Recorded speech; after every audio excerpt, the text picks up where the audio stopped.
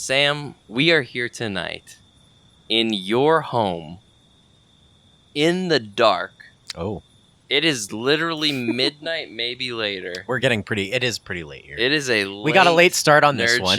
We had a good day. I think we had a good day together, but it is a one that I have been we did a little bit of prep looking forward tonight to. For a pretty I would say a delicious meal that we're gonna have tomorrow. I would say delicious meal. Mm-hmm. Looking forward to it. Yeah, there's what a production we're about to put on. So know when you see this, and then if you see what we're talking about, the cooking show, that it's a 2-in-1. Oh, it's a 2-in-1 sort special. Of a 2-part deal. I brought it up in the last episode of the show a little. I said that me and Sam are doing the Delicious in Dungeon episode. If you're really going to enjoy the one, this is our delicious. You have to enjoy them both together. Yeah. You know what I mean. Yeah. You know what I mean. I do know what you mean. This is our Delicious in Dungeon special episode of Nerd Shit in the Dark. Welcome back. And I'd love... Oh, I was going to introduce... We have a co-host on tonight. Mr. Chase Skripek. Yeah. I'm your co-host, Chase the Chaz Skripek. Mm-hmm. And I'm the other co-host. And he's the other co-host. Spooky Sam. As you've known him many times. He's kind of my right-hand man when it comes to the kitchen. Uh-huh. And he's certainly my left-hand man when I need him to be in this podcast. I have two right-hand mans. Two right and left. And then you're one of my left hands. I've permanently inserted myself as an extra left hand.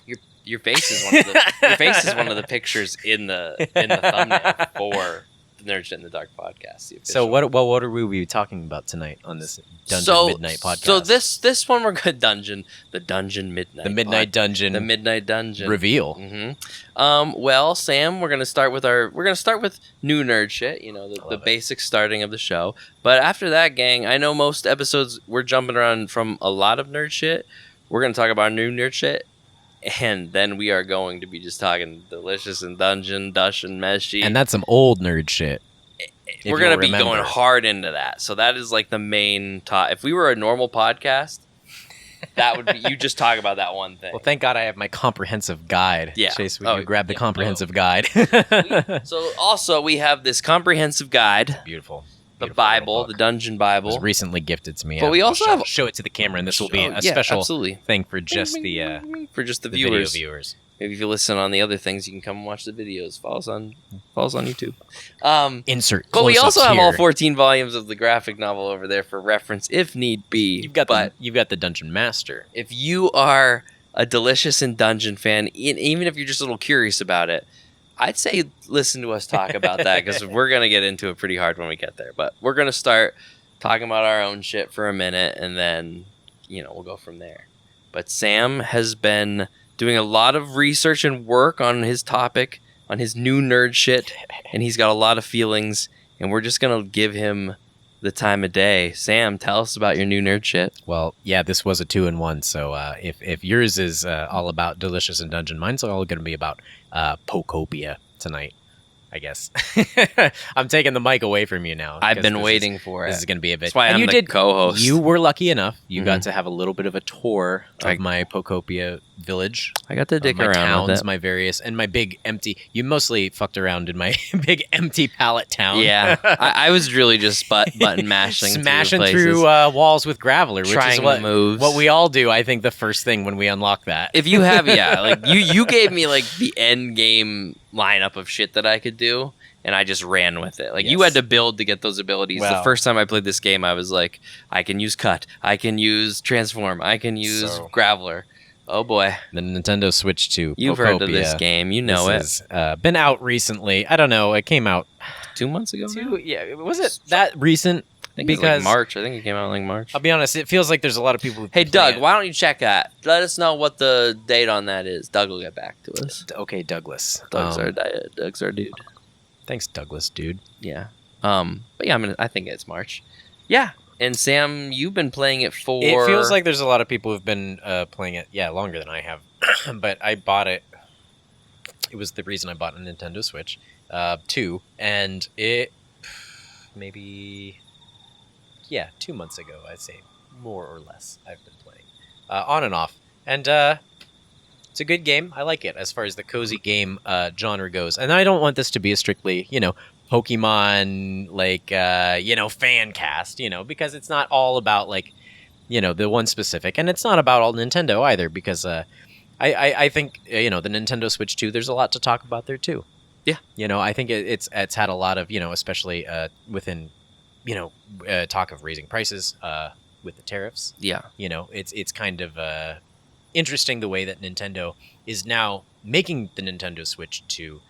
I think they're trying to make it a little more attractive with the bundle deal that they just included. So now Pokopia is one of those things that you can buy, like they had with the Mario Kart World. Yeah.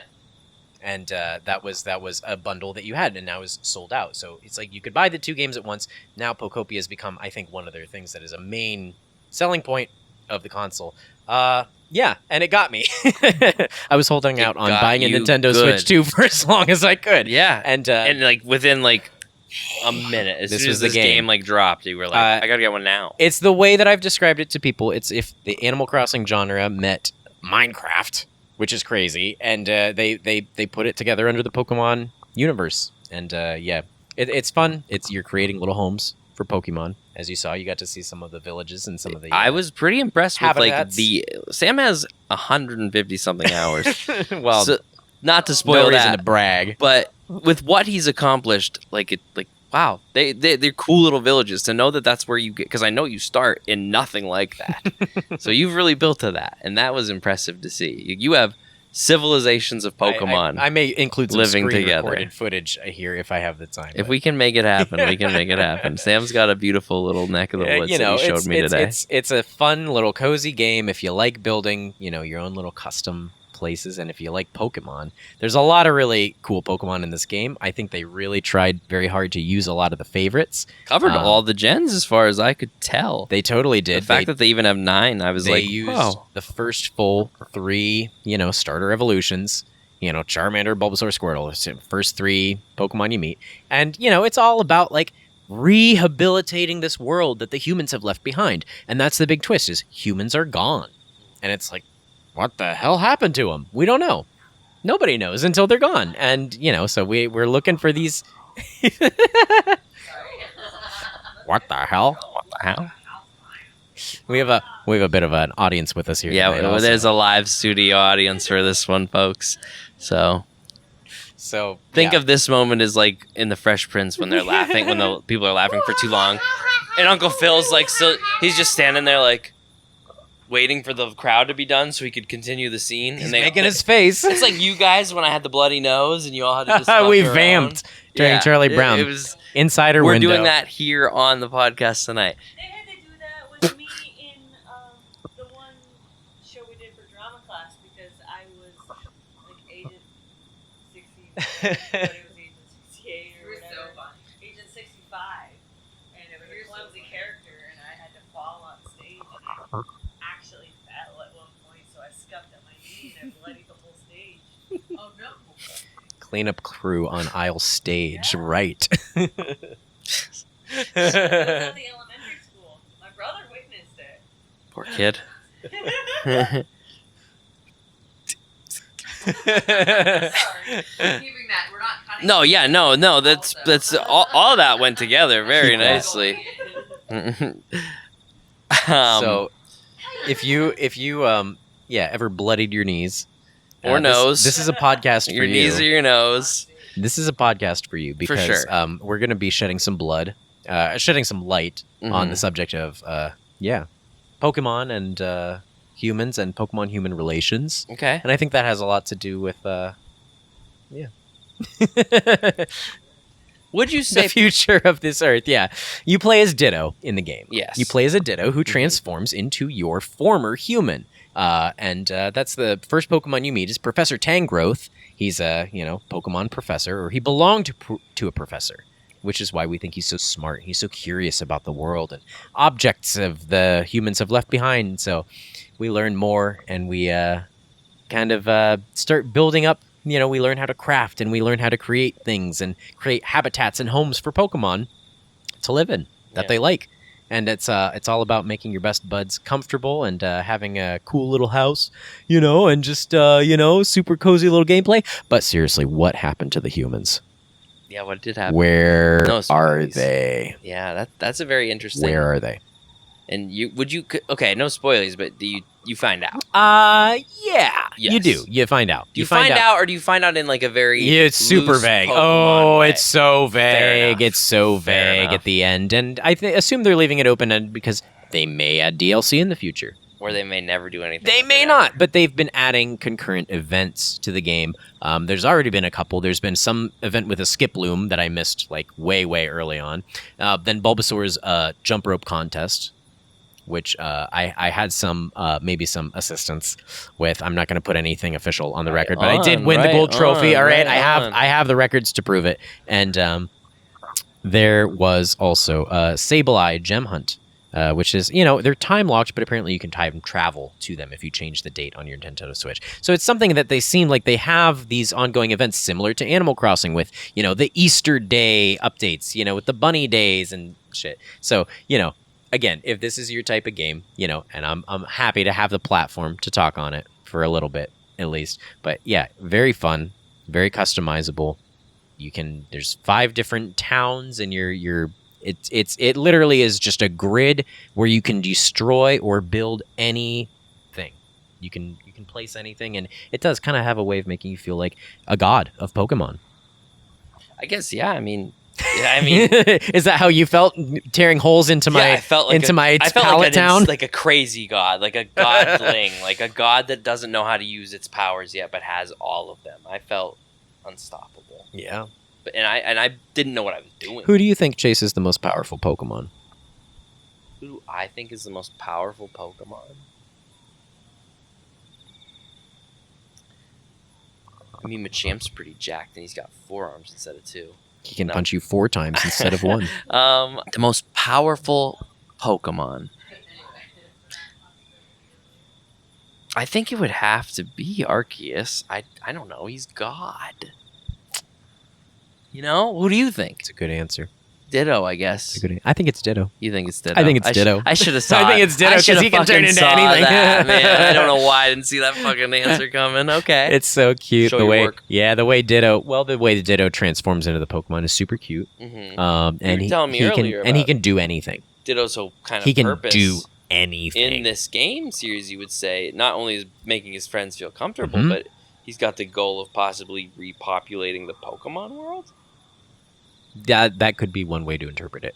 Yeah. I mean, if you look at it, because there is only in this game one of each Pokemon. And when I say that, I don't mean each and every Pokemon. I mean there's a select number of 300 Pokemon. It's a limited dex situation. But 300 really good, I think, strong hitters. And I think it might have something to do with the poll that Nintendo did a while back, or the Pokemon Company. I can't remember who, but they posted and they said, who's your favorite Pokemon?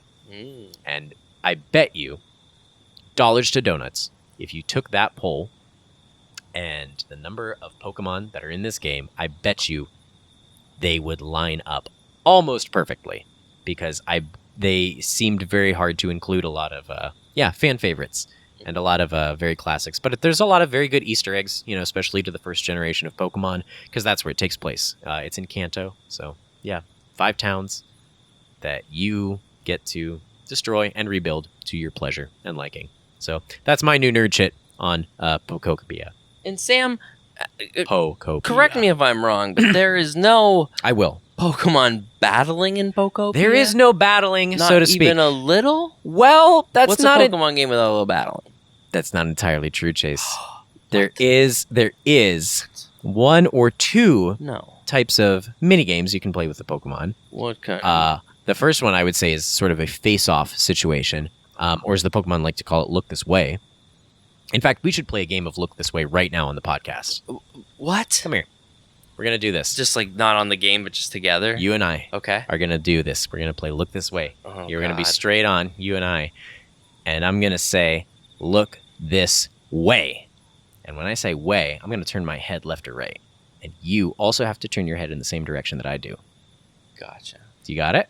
We're going to do this 3 times. Okay. 2 out of 3 wins. Okay. Look this way.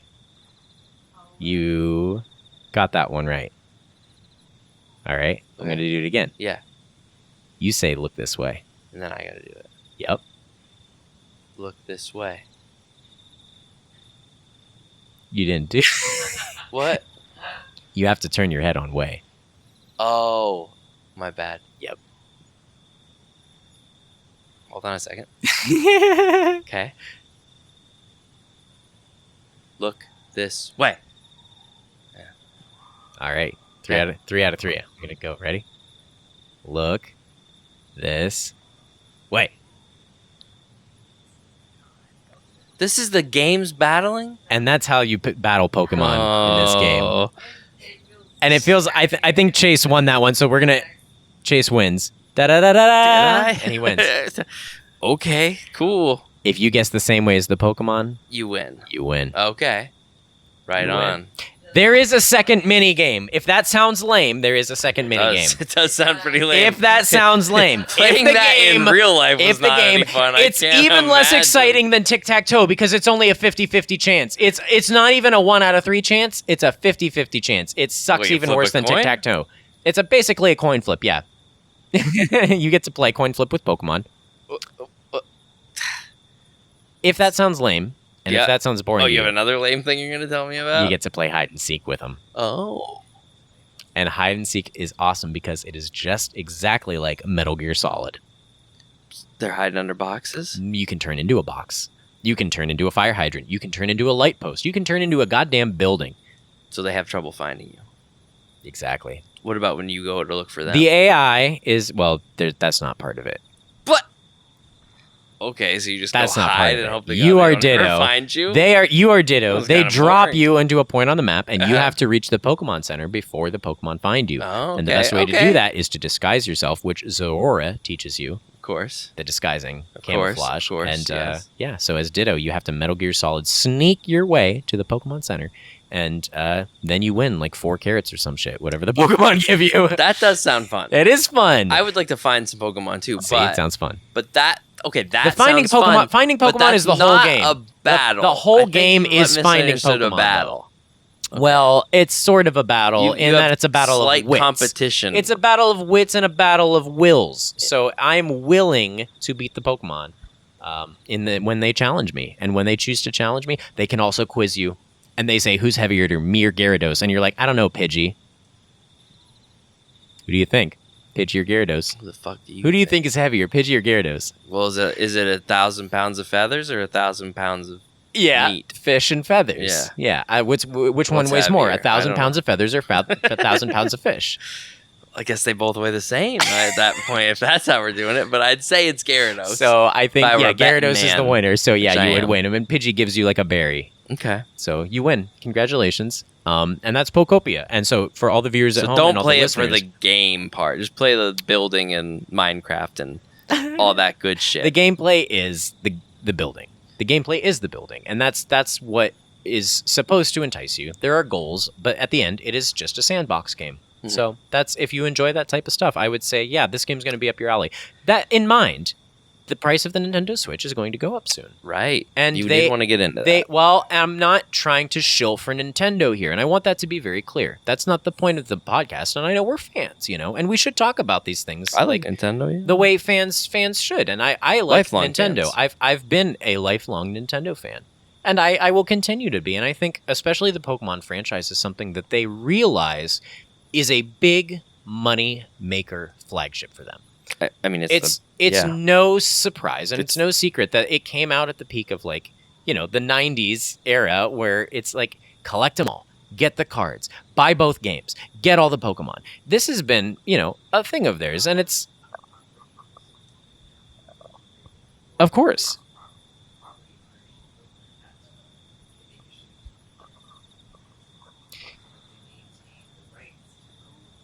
You viewers at home may not have heard that, but this is They now a might. Tom and Jerry fan cast. We are going to but you have to reintegrate, and you have to learn how to. I'm just restating what was said.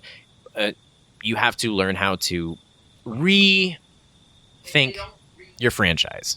Yeah, if they don't do it, they lose it. You Yeah. have to rethink. Same your thing with franchise. Spider-Man movies. Yeah, Tom and Jerry movie. Yeah, same. And this is something same concept. that, Yeah. if you are a fan of the genre, And if you are a fan of Pokemon, and if you have the funds to buy a Nintendo Switch 2 or already own one, I would say this, is absolutely a game worth owning. If you don't own it already. But so it certainly gets my Game of the Year vote, probably. But I'm such a casual fan at this point with what I play, because my time is limited. But like you said, I've logged a lot of hours. I mean, into I don't this think game. we've said this up front, but lot Sam of hours into played this a game. lot of Animal Animal Crossing New Horizons. Yes, And he has had that game since the day it came out. COVID era. Yeah. And he's already about matched those hours on Pokopia. And he's Damn had close. it for like a little over a month. Yeah, damn close. Damn close. Are going to surpass it. Hands down. Right? I mean, there's a lot to do in this game. So yeah. I'm not quite done rebuilding the SSN. He's having a good just yet. time. And I had to... Every time I get on my Switch and I see him on, I see him playing Pokopia. And I'm like, this guy's playing a lot. He is playing a lot. And he's having a great time. And I'm happy for you. Now, what do you think about the price of the Switches going up? Are you trying to like deter people or maybe speed people to get the Pokopia I'm not deterring before any- the I don't- price increase? Because that doesn't go into effect until September. Well, just in time for the holidays, right? Right. Right. When they want to Duh. sell the most of them. Yeah. But it's I think it's an inevitable kind of You know what, bro? conclusion that is, I don't think it's that bad of a price increase, to be honest. it's kind of weird that It's Nintendo the is cheapest one of all the new price increases it's kind on all of the weird consoles. that and they have held out for as 50 long as they bucks. have. Yeah. It's kind of crazy to me that Nintendo has even like the way they priced the Switch 2, I think is like it's not unaffordable. I think they want to keep it priced at a rate where people feel comfortable buying it for if it was going to be for a family, but I think the thing is a lot of people who already own a Switch are not going to see that purchase worthwhile, if it is seen as like a toy, or a children's product, right? So they have to appeal to a little bit wider variety, and that means, I don't want to say the adult gamer, but that's a lot of, people with money, people with paychecks, people who work, so people who can afford this stuff and in their spare time want that kind of experience. So if this sounds like the kind of experience you want, yeah, I would say if you haven't spent the money already, cough it up now. Go fucking get And one there of you these go. things. And if You can not, have a good time. and if not, There's a lot of don't other worry good games about on it. the Switch too, as Don't well. worry about it. Yeah. But, So there you go. okay. That's my new nerd shit. That's your new nerd shit. I love it. I'm glad. I've been waiting to hear your Pokopia thoughts. I was so happy. Anytime somebody joins the Switch 2 club, I'm very excited. It's better to have more friends that have the same shit. Well then, with your new nerd shit out of the way, Sam, we have a main topic for tonight that will stretch the rest of this episode. We're delving deep for this one. We're going as deep as the dungeon depths will take us. And we are going to we're going to talk, discuss, and review the entire media franchise of Delicious in Dungeon. I've watched most of the anime, you've watched all of it, and I have recently, Sam put me on a quest to read the entire series. Like your Lord of the Rings quest for me. Like my Lord of the Rings quest Which, for him. I'm not Very going to compare fitting. the two. I'm not Very going to compare fitting. them. Different. Oh, I bet. And Chilies are hanging out. that's hilarious. I have no doubt in my mind. What was I saying? The dungeon dwelling. Yes. Lord of the Rings. Right. Swelling. Mm-hmm. Fortune telling. And I've as of today, this morning, I guess technically yesterday morning, it's 12:04. I finished the manga, all of it, and I had a really good time. So we are gonna get into all. So why don't you give us the quickest rundown you can of the plot, and then give us the expanded version. Oh, Sam, I was gonna start this a little even deeper. I wanted to Oh. connect with you on, Sam, what brought you to this series that just like this was the one that you wanted to collect, the one you would end up getting really into, and the one that you would recommend to people such as myself to just, you should read all of this. Well, Tell me. I guess you have such a way of turning the tables on your guests, Sometimes, my yeah. friend. Just the ones that I know can handle the questions. I don't know. I first saw Dungeon Meshi probably on a Tumblr post. Tumblr shout out. Wowzers. What a fucking throwback. Tumblr shout out. But it was, probably the first place that I saw it, because that seems to be the place where I see most new or newer animes that are coming out. Are you still using Tumblr? On Jesus. occasion. Fuck. I browse. I I thought they- scroll. I thought that shit shut down, and like when it came back, nobody Oh, Twitter did. gave a fuck. No, Yahoo saved them. Holy, I didn't know that either. Damn, man, Jesus. No, I mean that's cool. I'm just That was probably the blown first place away. that I saw it, or could have been a Twitter post at the time. I don't really read it. Who knows? But it was a social media page, and that's kind of where I see a lot of the new anime stuff and game stuff. Because I follow games, but I don't follow as much anime as I used to as a child, as a teen. Growing up, I had a lot more time. Yeah. Then. yeah. And it's the same with video games. It's like I had a lot more time then for those things. And so now when I do play them, it's like I'm a little more selective about what I play and what I watch. So when it kind of came across, it's like, oh, this is a D&D anime, but it's a cooking show anime. What was that? Yeah, there was a cooking competition school show. There was something, and Oh yeah, yeah. where the main gimmick was what they would eat the food and their clothes would fly off or right. something. I'm yeah, like, okay, Food that's Wars. crazy. What the Yeah, hell? they'd have like Like, orgasms and shit. Yeah, Jesus Christ. very weird. Yeah, very weird. Anyway, not my kind not of a Food anime. Wars shout out. Not but a Food Wars shout out. Neither of us are fans. Not a Food Wars. This was doing it. Ramsey episode. What the Yeah, Gordon Ramsay anime went crazy. But this anime just sounded really unique, and the art style was neat. And they've gotten Studio Trigger to animate it, Mhm. which you mentioned the other day when we were speaking with it's Kill la Kill, which jogged my memory about that anime, Mhm. which is another one that is just like weird premise, but Anime's at its best the- at the weirdest the of premises. design and That's what it's they do very with very this. cool. Yeah, Yeah, yeah. and what- The art style in the anime is very pretty, but the art style in the manga is also. They did a great job adapting it. That's Yes. what the anime Yes, did well. They absolutely. adapted perfectly. and it has that very, I would say, almost semi-high fantasy feel, where it's like it feels like a very fleshed out world and very built, and it's a lot of the D&D races as you know them, humans, or referred to as tall men, to contrast with the halflings, which are a half or a hobbit sized person Mhm. with big ears and feet and features like that, but are good at lockpicking and stealth and seems to be their general vibe. But you don't want to stereotype people either, because people have broad professions across the Sure. board. Yeah. Just because somebody's a certain race doesn't mean that there's a specific Mhm. and that goes for real life too. Everybody, just saying. Remember that. Remember that. Remember that. Yeah. Um, Elf, dwarf, friendship, Mm. brotherhood.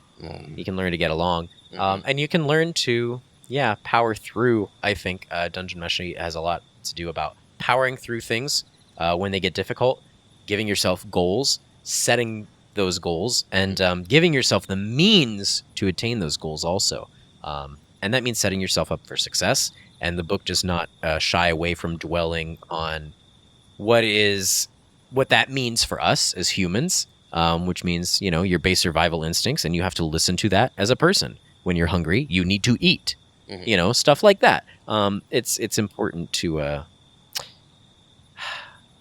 I think the whole message is carried throughout very, very well, but they have a way of ramping that up sort of. And they increase the difficulty as they go down deeper into the dungeon. But they never get away from the message. So They do not.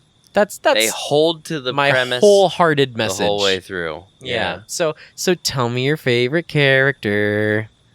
Okay, I was talking about. Were we already talking about this? I can't A remember. little bit. I couldn't. I'm having trouble deciding on a favorite character. Mhm. Well, It's our main probably Laos. party, Laos. Yeah. It's probably him. Yeah. I mean, he's so Um, lovable.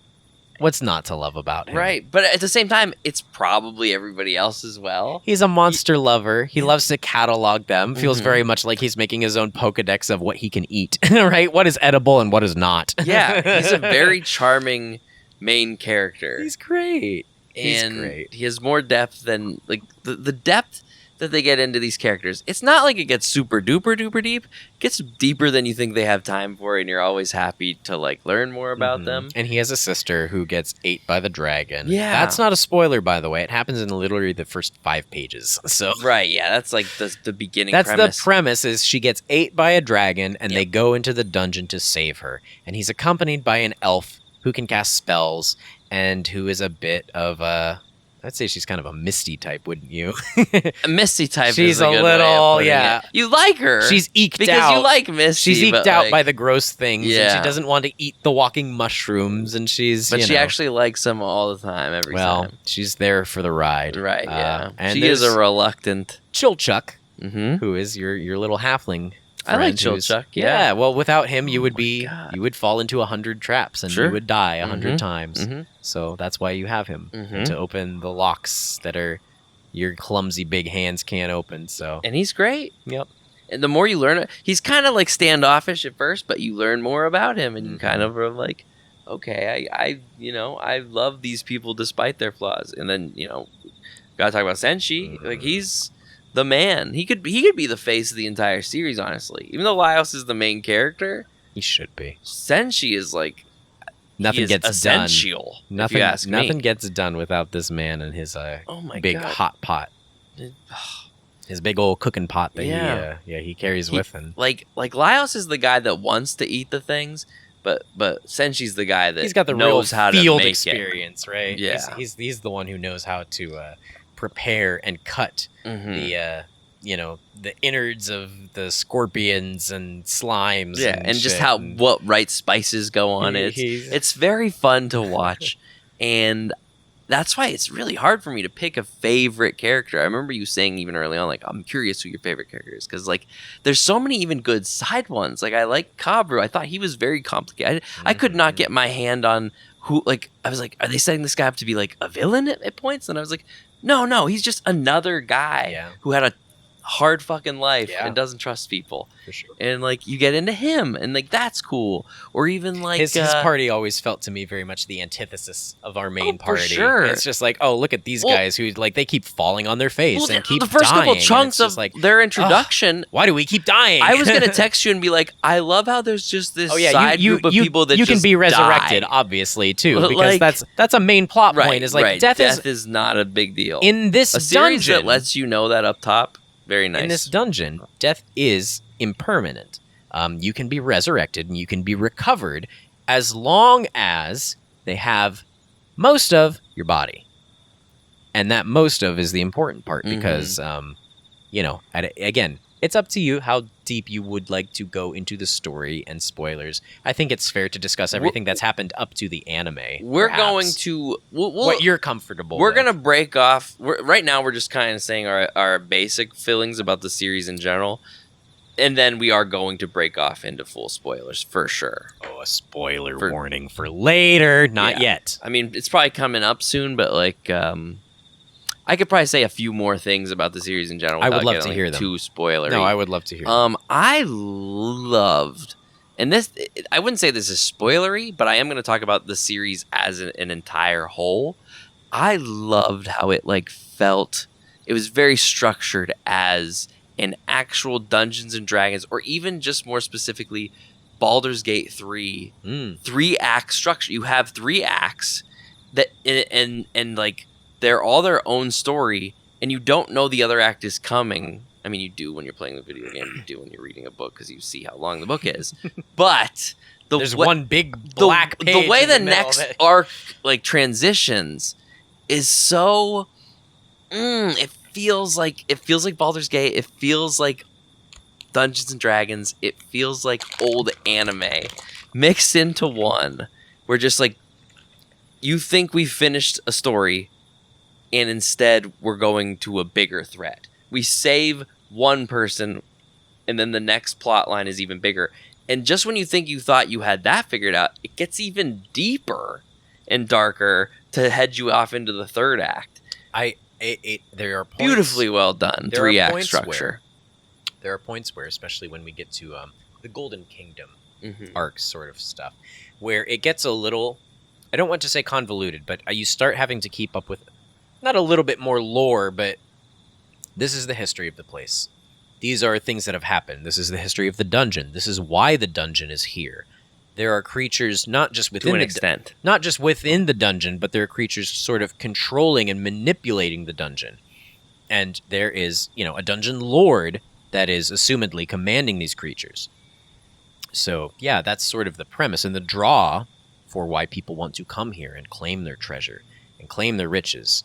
And people make their livelihoods on this. Mhm. And it's seen as something that, is worthwhile to get a band of people together who have their different skill sets and, try to tackle. But it's costly and it's risky, especially with, your life. Mhm. And what that means for you, too. And, does that harm you? And does that change you? And does that affect you? And what happens if they can't recover you? And what happens if they can recover most of you? And maybe they don't have all of you. But exploring, some dark themes. And some of the illustrations, I think, are just really beautiful.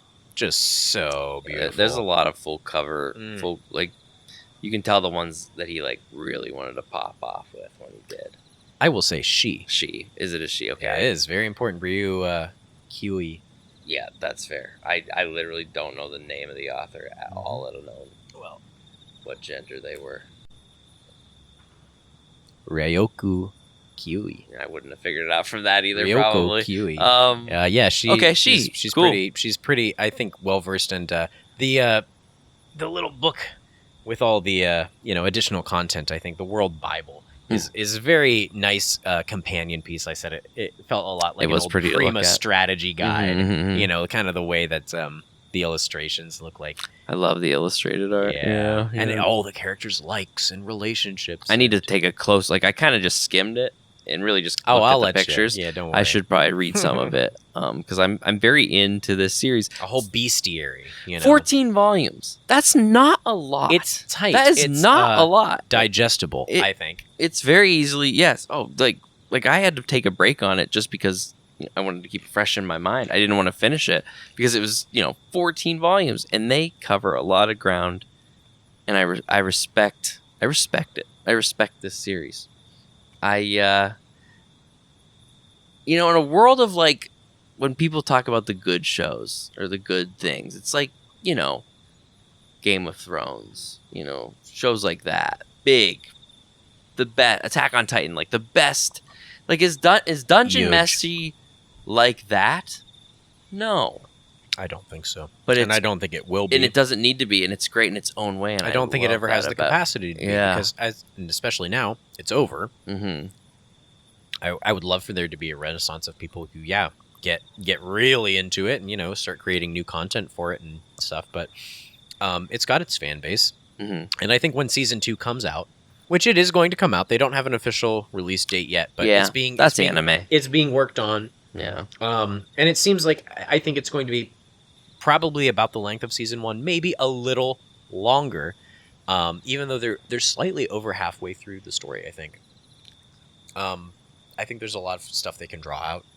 There is I like following Reddit posts where they post side panels where they say this is the content that was left out of the anime episode as they were coming out. And I'm like, oh yeah, I kind of forgot about that, after having read it, so Yeah. long ago. Yeah. But I remember kind of being there when the last several books were coming out. The last 3 books I think I had to wait for because they were not out, or if they were out, it was only in Japanese, and there was no official English release yet. So when those did come out, and I bought several used copies off Amazon, and but I got the World Bible just recently as a gift from my local bookstore too. Shout out local bookstore, Sparrow Books. Just a really good anime. And again, I would say kind of like Pokopia, if that's your thing, if that's something that that you're going to like, Mhm. it is worth it. And if you haven't watched it or read it already, why the fuck not? You can find these things online, especially manga. I know is pretty easy to find. I would endorse anybody who wants to absolutely read it. Yeah. Because we're gonna start talking spoilers here pretty soon, Pretty boys. soon, yeah. Pretty soon, nerds.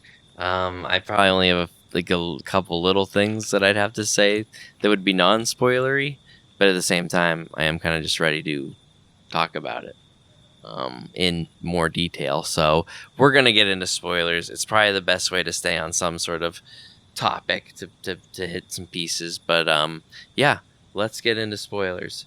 Where do I want to start? I just stormed this whole fucking series, so it's all fresh in my head. So the gang starts to go down, and they run into the other parties.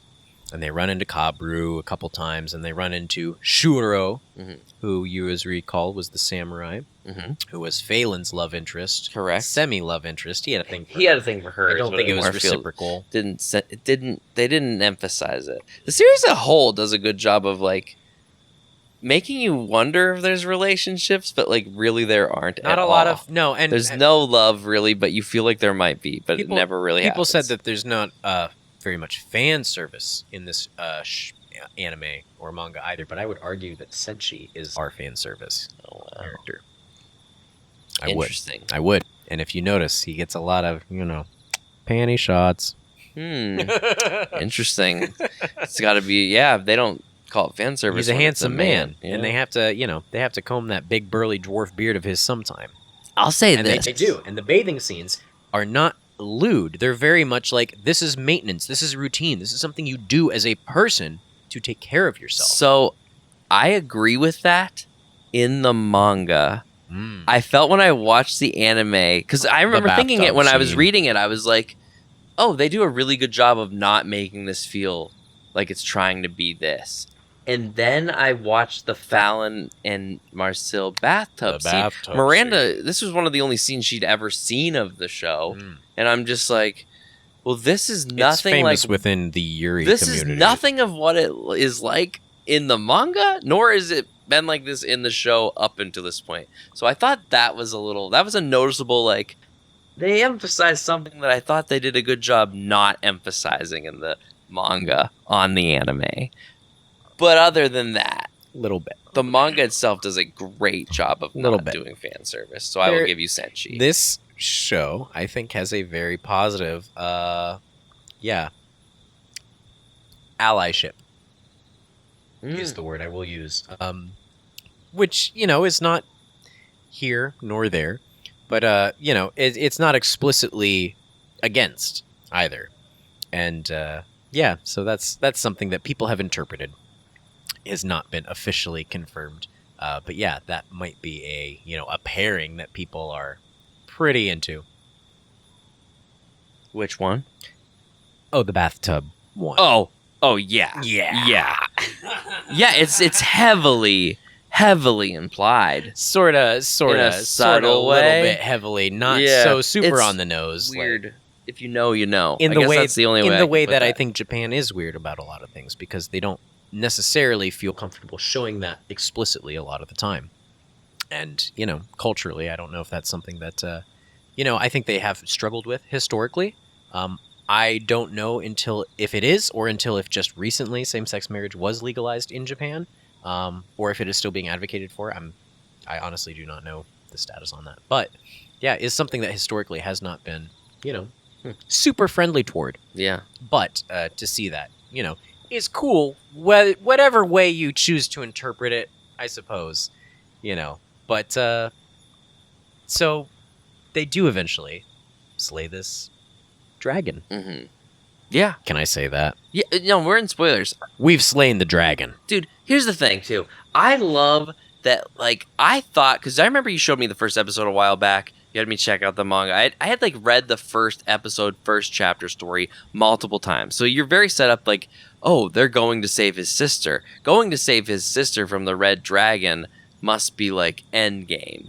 And it's not. Fighting the red dragon, though it feels big at the time, That's not even mid-game. That's not even mid-game. It's the end of the first act. Literally. Of the 3 acts. It's a third of the way through that they, like, do that shit. And that's what I mean. It does such a good job of, like, I loved reading the Red Dragon fight. I loved watching the Red Dragon. I think both mediums did the story so well. And the resurrecting of Fallon the first time. And yeah. And where it goes from there is just like messy. There's so gory. much left. They brought her back, but at what cost? And that's when, like, we were talking about this earlier, when you guys were outside, and it was like there were these little moments sporadically throughout the entire series where, like, it is this whimsical kind of like good vibes kind of series, but out of nowhere, it would just at the beginning was just like, here's something really dark all of a sudden. Here's something really dark all of a sudden. It like eases its way in. You know what I would compare that to? What's that? Adventure Time. I feel like I've heard that Growing before. up. And kind of Adventure Time, I think at the beginning was a little brighter and cheerier, and I wouldn't say kid friendly. I don't think it ever got away from the kid friendliness, but I think, you know, it's been very famously stated that Adventure Time sort of matured with its audience. And I think that is very true, and I think it learned to tackle a little bit deeper subjects and a little bit more poignantly as they did, as the show continued. And I think this show has a really good way of doing that just from the beginning to the end, right? It's like you're never unprepared for the next thing that they're going to give you, but it's like we are going to continue moving. Yeah. And things have to keep going. And things like the creativity and things are going to change. Things that happen. Things are going to change and irreversibly change. Yeah. About you and within you and around you, and the dungeon is going to change, and it's always shifting, and nothing can stay the same forever. But you have to kind of accept that and learn how to use that and transform that in your life, and using that as the driving force beyond the party. So yeah, Phelan comes back, but she turns into a big monster. So, dude, crazy how that all happened too. I was just like, big chicken demon chimera wife. Yeah. I was like, okay, what are we doing here now? Jesus. And she's under the spell of the Lord of the Dungeon, who we meet officially for the first time. Yeah. We've seen her. That's another thing. His name is Thistle. The way they fucking eased some of like the background lore and all the history into the chapters leading up to like when you actually meet some of these characters. And Thistle, or Sissel, Sissel, it gets, I think, mistranslated. Oh, really? I believe it is Thistle in the original translate. I'm not 100% positive on that, but there's some debate. But Thistle gets, is the original court jester of the king of the old country, the old golden country, and that is a thing. And so, eventually, as he is an elf, and elves are proficient with magic, Thistle takes it upon himself to save the king and the kingdom, who was going to die of age, and basically says, no, I will protect you, and I will find a way to do this. And that's how the dungeon is formed, essentially. Yeah. Around their golden kingdom, at least. Like, and it sort of performs this protective bubble, forever trapping these people in an endless, ageless sort of realm that exists within the dungeon. So sort of like a pocket dimension, like a sublayer, right? Yeah. And they are taken there by these spirits, these ghosts. So it's like, not only are there walking mushrooms and giant bugs and frogs and man-eating plants, but there's necromancy, and there's the souls of the dead that have been undead trapped there for and walking suits of armor that are actually, those are just shellfish. Those those are just mollusks. See, that was fun too. You can cook them and eat them. So while there's like this bigger like story that we're kind of talking about right now, within most individual chapters are these just like little adventures with these creatures. I would say like have their own plot. I would definitely say those are like side quests. Side quests that lead into the actual plot, though, by episode or chapters, and in some way, shape, or form. Or we're going to take a beat and go see what the other characters are up to for a couple chapters, which also just kind of like expanding your world, fills you in. The view my God. What's happening. And so eventually, what happens with a dungeon when it gets too powerful? It's quiz time. What happens to a dungeon when it gets What too happens powerful? when a dungeon gets too powerful? What happens? Who do they send? Like a party. Oh, the elves. The canaries. The canaries. The elves, yeah. Yeah. So you get them showing up at, like, a little after the first third. It's after Fallon uses... Or it's after Marcel uses the dark Her magic for the necromancy first magic time. to bring her back. So they show up. Now, yeah. It was important that Phelan's skeleton was retrieved Mm-hmm. from within the dragon, Mm-hmm. but just the skeleton. And if that's all you got, where's the meat? Yeah. Where's the beef? Beef is in the dragon. Where's the beef? Beef's in the dragon. We gotta use the dragon. Gotta meat. use the dragon meat. The dragon meat we just cooked up over the stove. You know, well, hey, there's still a bunch of it left over. Why don't we? I don't know. But yeah. Obviously that has That was its a very dark consequences. scene. That was very obvious. and it made you feel uncomfortable because like it worked. It's kind of like and it was kind of happy even for a the minute. cutting her out of the dragon was disgusting Yeah, it was pretty because it's fucked like up. it's got like Laios and Marcel hairballs basically knowing the in here. bones to make the animals and the body. and using that as if it was the dish, right? Yeah. I love that too. They did the little like, Mm-hmm. Mm-hmm. but it just says like Fallon The little and fanfare. dogs. Like, one dead Fallon. One. I liked during Extra dog bones. that reminds me of during the fight against Sissel where they all died like instantaneously. I love that every death though had like Against a the recipe. dragon? Yeah, against the dragons, and it just says like That's iced. a great ending fight. You know, all the types of dragons come back. And that's crazy too because that is an epic fight. And I'd call that the end of the second act because, like, I think the demon stuff is the third. So, officially defeating the dungeon lord For sure. You mean, and Absolutely. releasing the demon who is the true lord of the dungeon that you find out about.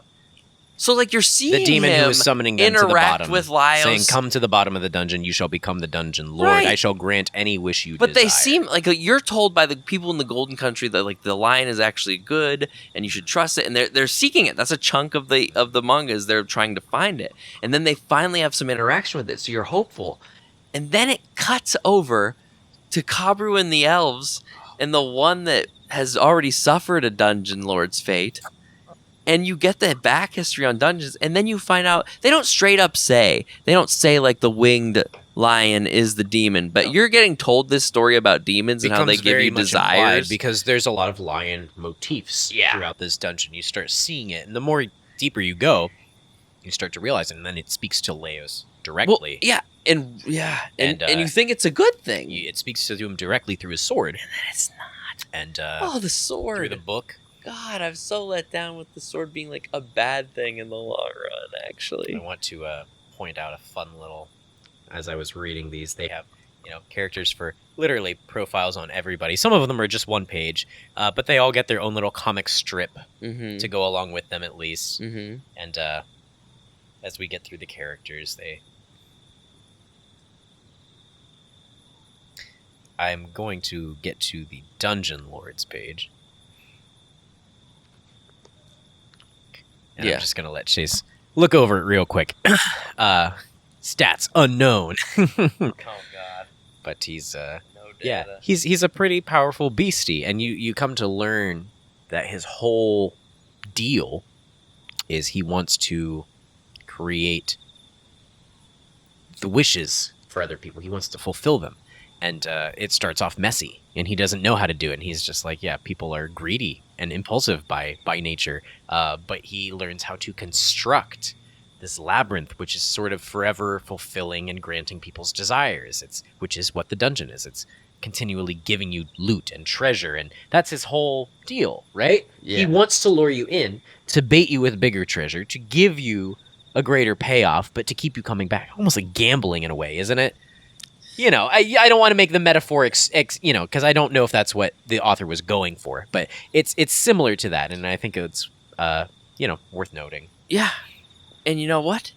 It's really fucked up when he feeds on the desires of people. Like, the first scene that they show of him, like, consuming...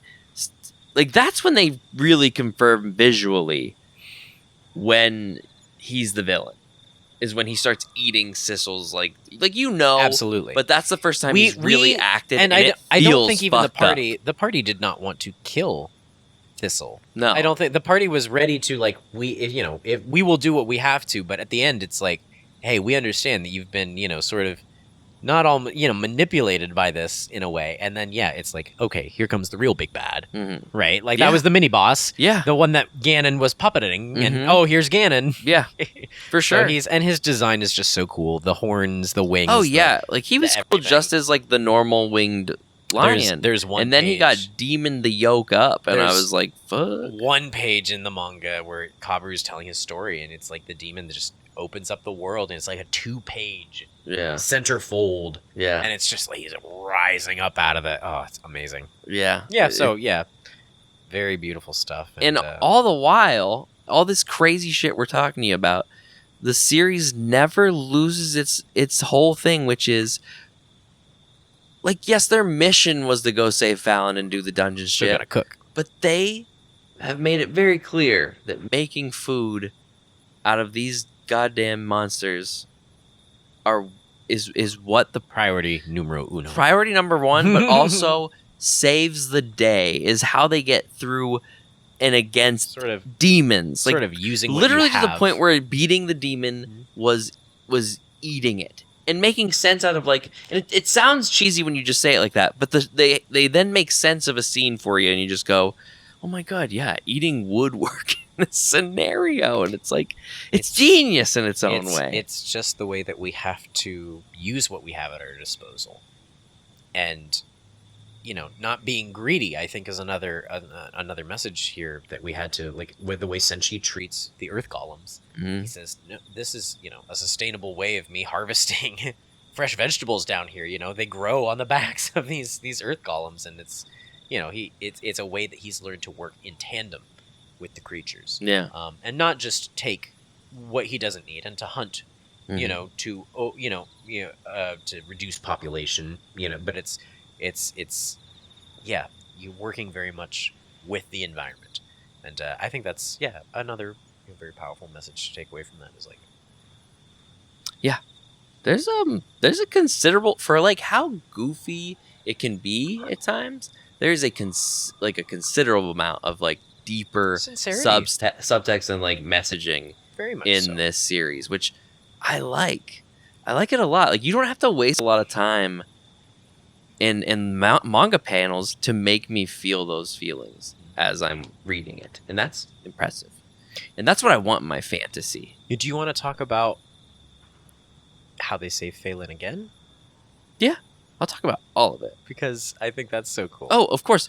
So I think I'll even say this. I think, and the turn to Dungeon Lord. This has one of the greatest, like, after the villain epilogue shit in most manga or anime, I'd say. Like, usually, like, you get one chapter that wraps up, like, all the stuff after the main bad guy fight. But this gave itself an entire volume of chapters. And it was a really good time to read. Because the stakes were still high. Like, it was like, are we going to save Fallon or not? What's the political But we were having all this fun time doing it. We were having a fun time. Are we going to be on it. good terms with all the other races after this? I don't know, guys. That's another thing. It's they like, kind of hate us for eating monsters, guys. It's also not. They think we're weirdos. It makes you feel sort of concerned about where the future of the world is going, but at the same time, you really only care about like our central if party. The here and now is going to be.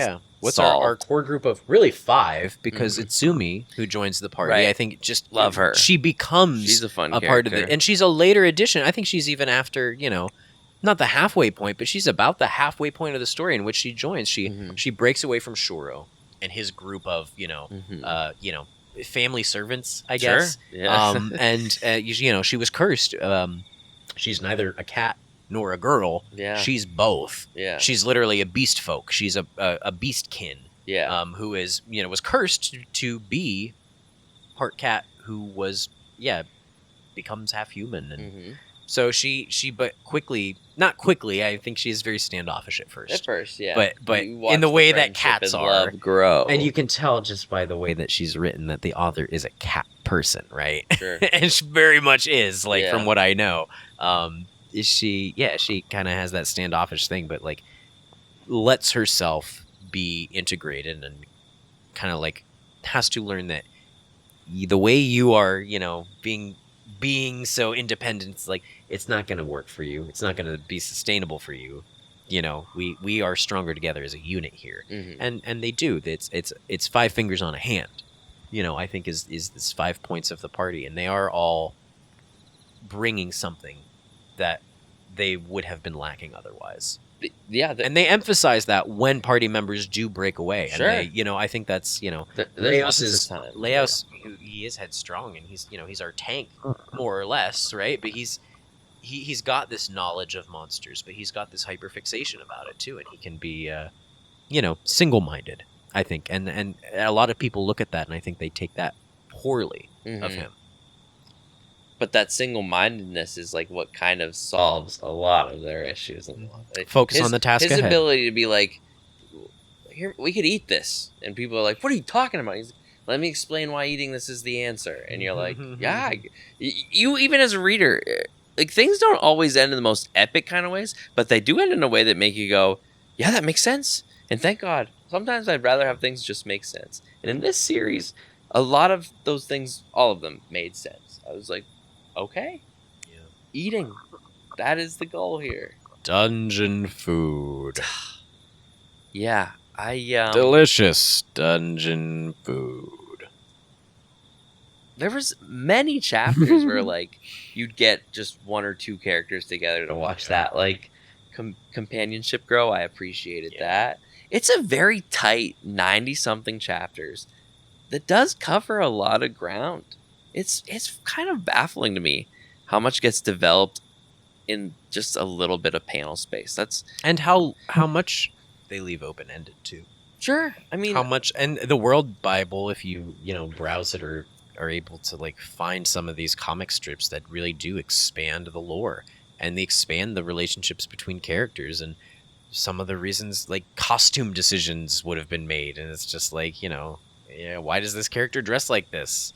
What is the literal anatomy of these people? Like, how does, the fact that how do their children age in relativity to one another? What is an age of maturity considered between an orc to an elf to it's to a half elf to a human? These are all things that they don't maybe even necessarily directly address, or they do in some ways, where Marcille, who is not an elf, she's a half elf. You find out very late in the game. It's important to note, though, because it's like she'll have a lot of traits of elves. She won't live quite as long, but she lives very long. She lives. I think she lives longer. She lives several centuries. She lives longer than even. Elves, yeah, like it's something about her biology, creates this that she will inevitably, she is cursed to outlive all of her loved ones. Mm-hmm. Everybody in this party, she would, and that is something they don't shy away from, and that is a trauma of hers, and something that eventually gives her a bit of a heel turn. Yeah. And that, I think, is her driving force that makes her do that turn to the Dungeon Lord. Because she is the first one who gets the book. She sure is. Releases the demon. Yeah. And cannot help but have her wish be granted. Goes a little dark side on her. And is she wrong for that? Is she wrong for having that moment of what she views as protection? Mm-hmm. Which is what Thistle and that's the thing. Thought he was doing. I don't think at the start it does a really good job of like, it makes sense why she's doing it at the start. It's the fact that it starts consuming her, that even when the people around her are like, this is wrong. We've made it to the deepest pit that we can go to. No. We've made it to the deepest pit we can go to. Where do I go from here? Well, I have to have the one thing that I truly desire. But like with a genie's curse, it's gonna outlive you, and it's gonna consume you, and it's only doing it as a means of satisfying itself, which is what it is. Yeah. But then so to beat that, what Leos does is he turns into okay. Like, let's talk about that. Is this the point in the story of which we've reached? Right. This is where kind of like the whole series has been animating the fuck up a whole time. Quote unquote jumps the shark. But right here is where and once again though, of course, I'd have it in no other, like in other series I don't think I'd like it as much. In this one, how cool is it that our main character basically gets to do... He gets his wish. Everything he wants. Turns into a giant monster. He turns into this giant monster that he made up to fight the demon, and it was fucking awesome. And it's just like, and it came with like a cost because you're worried too. Like while it's happening, he doesn't have his body. You know what I mean? Right. And you're like, will he turn back into a person? He does, but you know the stakes are there. Yeah. And it's really cool to see Laios Like like to beat that monster. What did the Dungeon Lord do? he started eating him. He turned into 100 Laios. Yeah, lots of the he just morphed into a bunch of It's sort of in a really gross, really dramatic sort of ironic twist. And this is there's a huge battle sequence with Marcille as the Dungeon Lord. She's conjuring and like her, all the She's characters. conjuring her own dungeon creatures, and things have shifted. The battleground has changed, and the Canaries, the elves who were sent there to shut down this dungeon, say this is too powerful. You know, y'all are messing with forces. Oops, you're too late. You failed your fucking mission. Oh well, Big Bad is already out. The world is like Breaking through, literally collapsing in on itself. Yeah. And it becomes chaos. It's sort of like what happens in a power vacuum. Yeah. right, like what happens when we, you know, we are handed the reins to something that is beyond. What if I gave you a fucking fighter jet right now and told you to fly me to San? You know, it's just like you couldn't do it. I'd say absolutely no You way. would. Sam. It's well beyond the depth of anyone's. Capability right now for Mhm. me. At least at this late point in the night, Sure. I couldn't do it. No. It's like what the Dungeon Lord does to these people, and he gives them this ultimate power, and eventually, you know, usually right away, it's a corrupting factor, and it Right. just that's what happens to them is they become corrupted. So Marcille sort of It's kind of like the Ring in a way. does this, you know, turn to the Dungeon Lord, and she's just summoning all her little mushroom creatures with like a little hearts. And Yeah, shit they're all over they're them. Like, scary but goofy. it's her vision of it, right? But Yeah. it's built in her image. Yeah. In the same way that everything was, you know, kind of prior to that. But, and then, yeah, Leos does his big turn Into the monster, and it's so cool. But the battle sequence is like, yeah, it's nuts. And by the end, you're kind of just like, whoa. Yeah. Okay. So, I'm gonna love seeing all of it animated. I think they're gonna pop the artsy the fuck up when they do some of that. the demon's Demon. ultimate plan is to trap everybody in a realm realm of permanent bliss. Right, so he could just consume their And basically desires just, forever. it would be, yeah. And I love how they just tie that also into like this guy. Like, what is this need Mhm. to devour people's? He has endless appetite. He's endless appetite. Like they make it about being hungry. It's just He like is the he is- analogies in he this is that show. black hole within you that you can. never satisfy. He's that craving. Mm-hmm. He's that. No, I want something. It's not quite what I want. Where is that next? Even if you had everything you wanted, Mm-hmm. there is something that has to keep you going. And if that's as simple as what your next meal is going to be, and I think the other place that the story tries to come from is not everybody has that ability, and not everybody knows that, well, where is your next meal going to come from? Can you make that? Can you sustain you? What, it's talking about effects of, I think, in the world, like we're maybe ecologically, people are reliant on these systems Mm-hmm. that have been created. You have to go into the dungeon. You have to make this amount of money. You have to bring this back so that you can buy rations, Mhm. so that you can feed yourself, so that you can go back down there, and that you can buy better gear, and you can get deeper into the dungeon next time, and then you can hopefully not die. Mm-hmm. And that hopefully, If you do, your partners will pick you up and bring you back to the resurrection office, and you'll probably pay a fee for that. Mhm. And it's this system that they've created, which is very much, I think, an analogy for capitalism.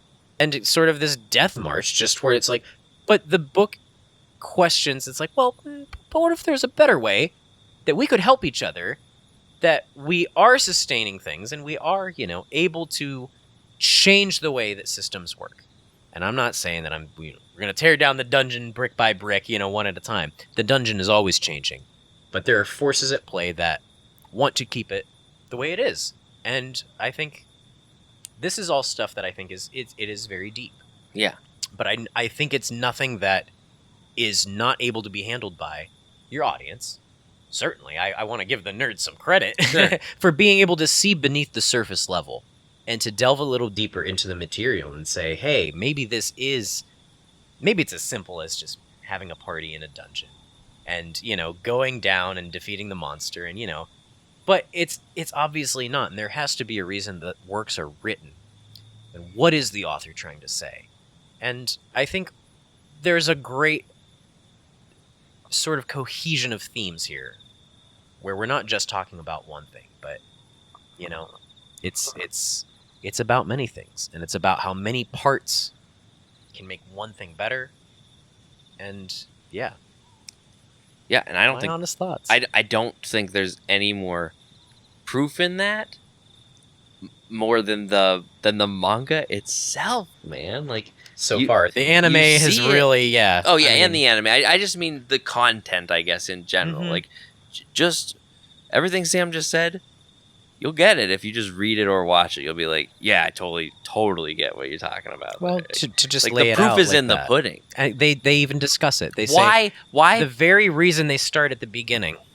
and Why do they go back down into this dungeon? She had to use a teleportation spell, and she got him out. You just in time. You saved yourself. But he wants to go back down and save her. We're tired. We're hungry. Our armor's fucking busted. We don't have the resources. We don't have the materials. But it's the driving force. And if love is that driving force that, keeps you going back down into that dungeon, if that's all you got, I mean, that's all you've got. Good But enough, yeah. it has to be. And, but it's they don't shy away from saying, well, it's hard. And this is why it's hard. And, there are all things that we have to, sorry.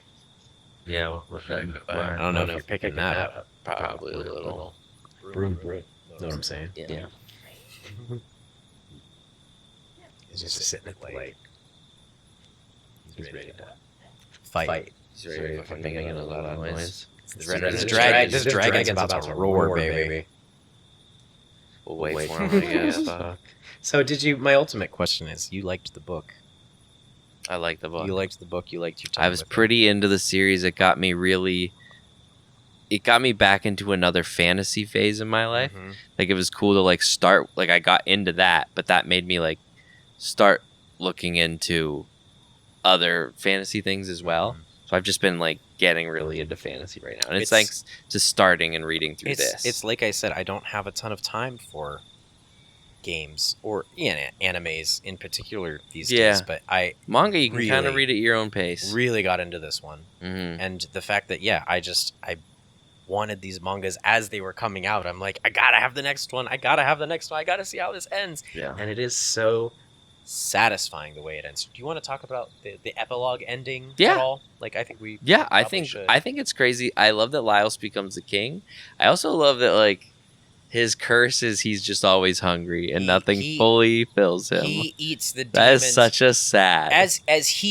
as the monster he imagined and Yeah. he created. His wish, he got the book from Marseille, he stole it. His wish to save them and to create he's like, I'm gonna turn into a big awful monster that is capable of defeating the demon.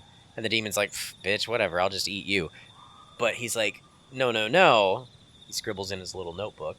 He says, actually, Genius. my monster, Genius. the one that I'm making, and it's like, this is so playground rules because it's just like, no, my shield defeats your, no, but I had a shield blaster that defeated yours. He can now eat the demon's desire or his appetite for other souls. So, and once he loses that, it's so Nietzschean. It's so like, oh, I Yeah. don't care anymore. yeah.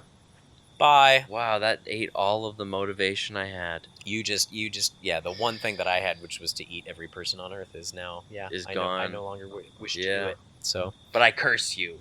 Before I go on my way, I curse you. and he does. And what's the curse? The curse is that he's never full. Never fully appetized. Is that for me? If you want. You're never fully. Fully bushed without an apple. That's fair. Fair enough. Yeah, and so I really liked I really like the way they played that out. I mean, once again, how did they beat the final boss of this thing? They ate him. They ate the part of him that matters. They right. ate his. It was back to his eating. metaphorical soul, I guess. And I just whatever soul a demon has. I just love that. I just love that quite a bit.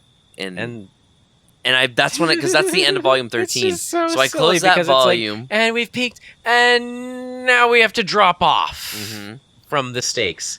And so what we do is we host one big final feast. One big giant feast party. And there's a lot going on. The kingdom throughout those rises chapters. back up from the sea, and the dungeon is basically collapsed. But the magic is dispersing, right? Mm-hmm. The magic that held this dungeon together, this otherworldly demon magic, like is now like kind of Dissipating. and is flowing through the countryside, right? But Mhm. it's not going to last here.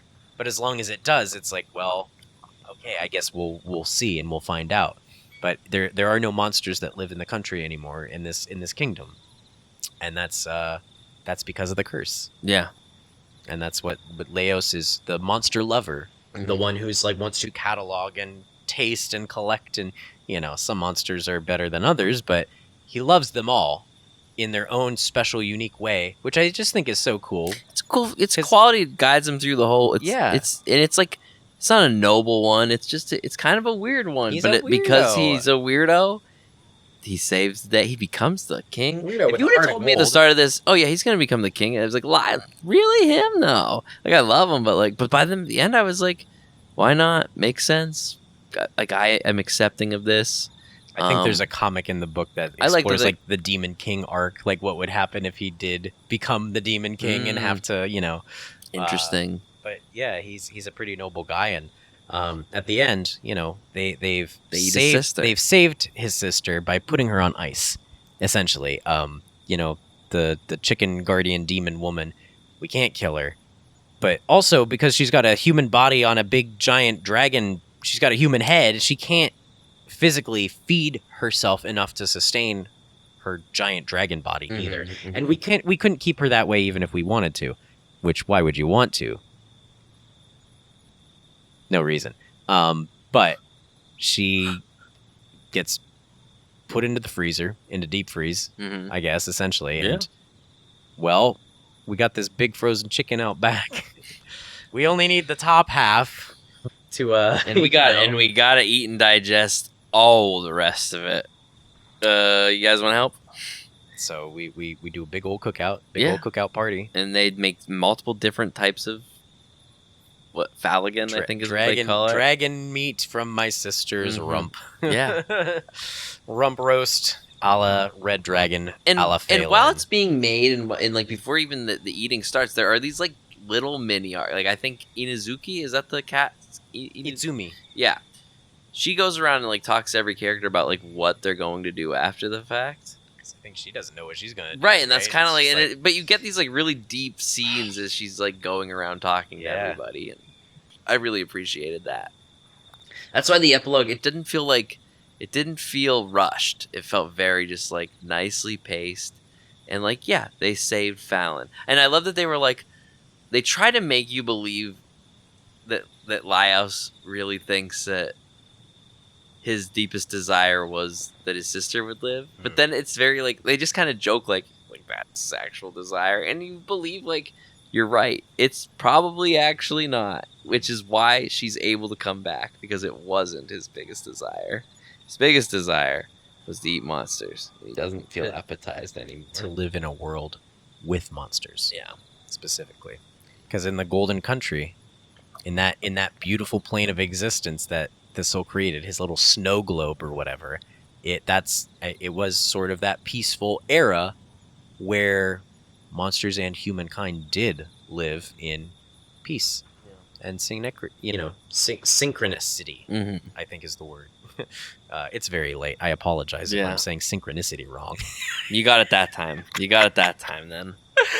But I truly loved it, and I think that was his ultimate wish, was to live in a world like that, where it is you can live in tandem with the beasts, and you respect.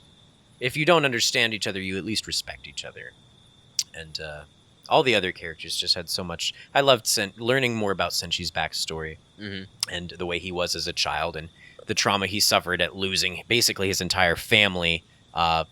Not just his dad, but all his immediate, like, hey, this is my tribe. These are the people that I live with. These are my dwarven. Also, he's wondering if he ate one of them most of his life. Wonders if he ever, maybe ate some dwarven meat. Yeah. Spoiler, he didn't. He did. He didn't. But you really think he did? And he has a moment where he's like, I did, didn't I? Yeah, it's... And they do that all in, like, one chapter. Like, they cover, like, hey, do we need to give a character some sort of crazy backstory? We'll fit it all in one chapter. Boom. Moving on. Appreciate, yeah. Like I said, 90-something chapters, very well-paced. Good content will leave you full like a nice, rich meal. You won't want more, but you'll be sad that it's over. Yeah. Yeah. Well said. Well said. Thank you, Sam. I've been holding on to that one. For introducing me to this all these years ago, for forcing me to take your volumes. No, he requested loads of and then I said, loads of Meshi. I'll take it. And I love having new things that I love in my life, so this is cool to have. I can't wait for the second season to come out. Yeah. Hey, I love that you loved it. I love having you guys over as always. You're very gracious guests. I'm always happy to have you.